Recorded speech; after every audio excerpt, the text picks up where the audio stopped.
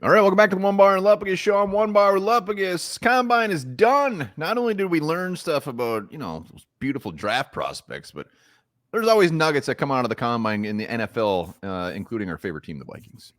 Absolutely. We're going to talk about those nuggets right now. But before we do, be sure to subscribe to the channel, like, and comment. We are just a pubic hair away from 11,000 subscribers. So close. You can smell it. You can almost taste it. When we get there, make sure to put hashtag Randall in the comments and be a subscriber. You'll get a chance to win this beautiful jersey throw in your man cave. Let's talk. What did we learn from the combine? Yeah, let's start with quarterbacks. And I think the Vikings learned, well, I don't think it, I know it. If we want one of these top guys, which I think now there's four, pretty well known that it's four, you're going to have to move up to get one. Probably, but you're probably right. I mean, the steam around these quarterbacks is hot to the touch. I mean, we know Caleb Williams, we know Drake May, we know Jaden Daniels. I mean, Jesus, at this point, we better watch out. He might go number one. And then JJ McCarthy. Gonna have to trade up for this guy. Who would have thunk? Yeah, who would have thunk it just a couple months ago when we first started this whole draft journy that JJ McCarthy would be looking like a top 5 pick at this part. So then that's the question, like, where do you go up? Do you have to get up to 4 to get that Cardinal spot before anyone else can jump up there? Because the 5 spot would be nice because that's the Chargers, but we've heard from multiple sources that they're not going to trade to the Broncos, they're not going to trade to the Raiders. So if for some reason you feel like the Cardinals are going to go with Marvin Harrison Jr., maybe you can just go up to 5 and not give up as much. Yeah, I think the Cardinals are locked and loaded to take Marvin Harrison Jr. I don't think they're going to want to trade. No way in hell. The Chargers are just kind of a wild card. I mean, Bowers, Neighbor. I mean, they've had a plethora of people mock to them. So that would be best case scenario for them, just to get out of there and not go down that far. And then we go up and we get JJ McCarthy. I mean, JJ McCarthy at 5. I don't know how I'd feel about it. I'd probably be very excited at this point, which I never thought I'd say. But yeah, it's weird. Like I'm not like rooting for him. I'm like, he threw a bad throw at the combine. I'm like, well, it's because like now I'm like making apologies for him. I've come just such a long way on JJ. Well, and we knew this was going to happen. I think we even said this in our first videos about JJ McCarthy. We're like, we're probably going to love this guy in a month, because whether we're just tricking ourselves, knowing that we could very well take him. I think that's a lot of it for me, because it's not like he's doing anything that he's never done. So the lesson learned: if we want a quarterback, barring a miracle, we're going to have to trade up.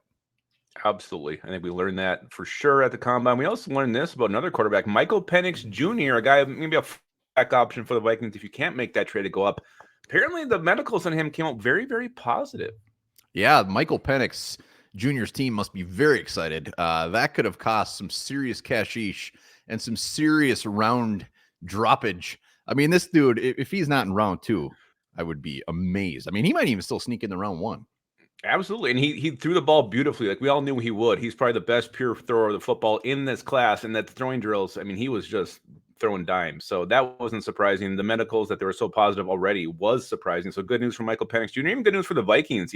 Maybe they trade back up in the first. Maybe they hope he falls to him at 42. But you have another option, at least that shows like, looks like he's worth at least a very high pick. Can't wait to see where the Penix and the Knicks where those guys end up going. One of them is going to go in like round 4. Absolutely. Most of these do seem quarterback related. So let's take a break from quarterbacks. Let's just talk about the players. Some of these players who just did not participate at the combine.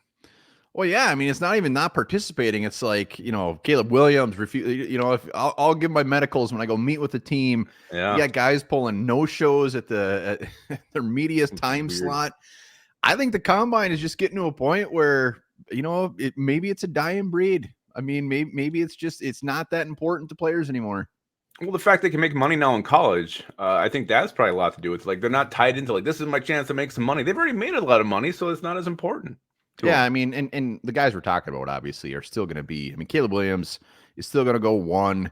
Marvin Harrison Jr. is still going to be the first receiver. So there's some pretty big boys names that we're talking about. But I don't know. I hope this isn't start to become a theme where people are just showing up like I'm just going to meet with the teams, whatever. I mean, because this is one of the best parts about the draft season. Yeah. So, yeah, it was Harrison Jr., right? He was the no-show, wasn't he? Yeah, there was a couple of guys that didn't, I don't know what the actual explanation was. Maybe they were just tired.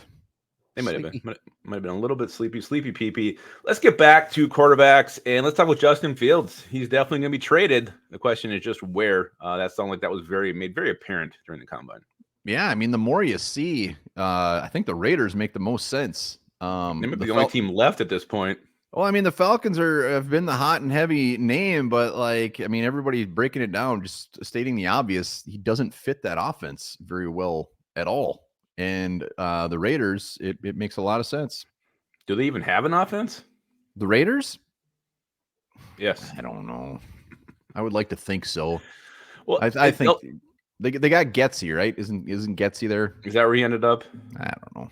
I might have put that not because he didn't do good with Fields the first time. Yeah, and then it sounds like the Steelers aren't going to go that route either. I'm not sure where the Broncos are. Maybe the Broncos could still trade it for him, but I think he probably ends up with one of those two teams, unless there's just some wild card we're not even expecting at this point. Well, and obviously, his value is going down. I mean, and the Bears at this point, they have to unload him. Like, so what the compensation ends up being will be very interesting. And Luke Getsy is the offensive coordinator for the Raiders, but he loved Justin Fields. Well, he didn't do him any favors. Well, he didn't put it on that. He put it on Luke Getsy passed the buck. All right. Well, that would be interesting if he gets stuck with Luke Getsy again. Let's go to I don't know. Maybe this is the biggest news, but Kirk Cousins to Atlanta. It's really gaining steam to the point where I think it'll be a mild surprise if it doesn't happen at this point. Well, I mean, I think it's down to just the fact that it's either the Vikings or the Falcons now. I mean, we've kind of assumed that. I mean, there's been teams like the Steelers, Broncos, there's been some random teams mixed in there, but yeah, I think it's the Falcons or Vikings. Yeah, and it sounds like Arthur Blank, the owner of the Falcons, is ready to give Kirk Cousins whatever he wants. Basically just a blank check, no pun intended, or maybe it was. They want him. Sounds like they think Kirk Cousins is the guy who can get them to the playoffs. And if they want to overpay for him, you know what? Fine, we can move on. I don't know if it would be overpaying. Man, he deserves a big old paycheck. Arthur Blank looks like the guy at the end of the Scooby-Doo cartoons where they rip the mask off. Yeah, I want to got him. Here he is again. Damn kids. Yeah, I mean, hair out of your body. We already did videos on what Kevin O'Connell said. We all heard it already, where it sounded like, he's just like, hey, we're gonna let him test free agency, blah blah blah. Next week can't come soon enough. I can't wait till this news starts dropping, but I'm fully mentally prepared. Whatever way it goes, I'm going to be fine with it. Are you mentally prepared for this? It opens at noon. Hour passes, no news. 2 hours pass, no news. 3 hours pass, nothing. Nothing until like Wednesday at 1. I don't think that's happening. I think, these teams, if they're so hot and heavy on Kirk Cousins, they know exactly the number. They're going to give it to him, and it's going to be real quick. Kirk Cousins is going to be very, very quick. Well, and I think it's like, what KLC alluded to, teams start talking here at the combine, and then all of a sudden this news is breaking about, Cousins to the Falcons. So it almost makes you wonder if there's like a loose deal in place from Atlanta right now. I just think if it for some reason lingers on, then he's coming back to Minnesota. Yeah, and I think the Vikings can actually wait. Like, I mean, these other teams dropping out of the race, it seems like, yeah, like you mentioned earlier, Falcons or the Vikings. So down to 2. Well, I mean, they're going to be able to offer him right. They know what they're going to offer Kirk Cousins, and Kirk can come back to us and be like, here it is. So if it keeps going, I mean, we'll see. But my confidence would go lower and lower as far as him coming back. Yeah. All right. Well, let us know in the comments. Those are the lessons we learned from the combine. Did you learn any other lessons that we didn't mention? Maybe someone looked really good in those tight shorts. I don't know. It was up to you. Whatever lesson you learned. But here's a lesson for you guys right now. The longest snake ever recorded was 30 feet, and it's the reticulated python.